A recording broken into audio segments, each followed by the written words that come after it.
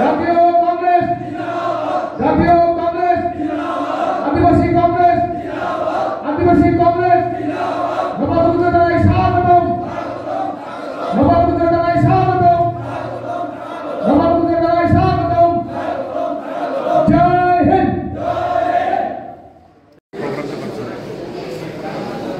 ত্রিপুরা রাজ্য প্রদেশ কংগ্রেসের আদিবাসী বিভাগের উদ্যোগে আজকে এখানে রাজনৈতিক কনভেনশন।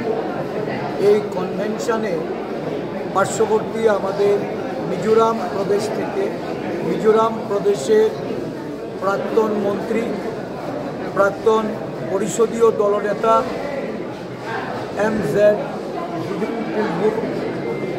রেয়ালটে সাহেব উনি আমাদের মাঝে এসে উপস্থিত হয়েছেন। উনি সর্বভারতীয় আদিবাসী কংগ্রেসের ন্যাশনাল কোঅর্ডিনেটর।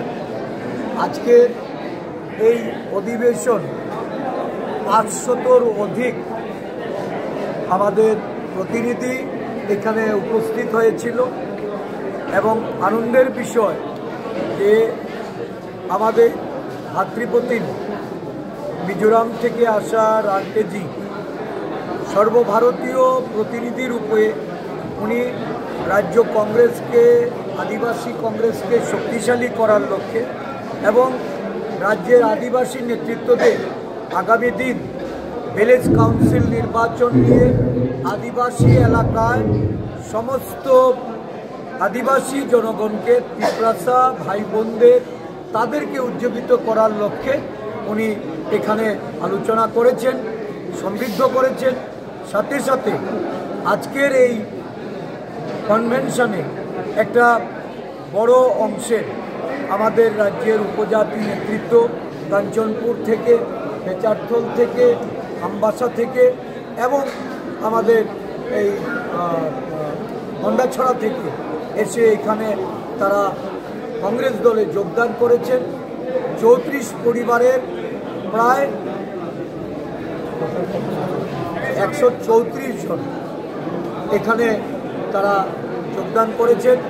দলের পক্ষ থেকে আমি তাদেরকে স্বাগত জানাচ্ছি এবং আগামী দিন দলের মধ্যে তাদের মর্যাদা অক্ষুণ্ণ রেখে তাদেরকে ত্রিপ্রাসা জনগোষ্ঠীর কাজের সঙ্গে যুক্ত করার জন্য আমাদের আদিবাসী কংগ্রেসের যিনি চেয়ারম্যান শব্দকুমার জামাতিয়া মহোদয় উনি পদক্ষেপ গ্রহণ করবেন। ওনাকে আমি অনুরোধ করব। আমাদের এই আজকের এই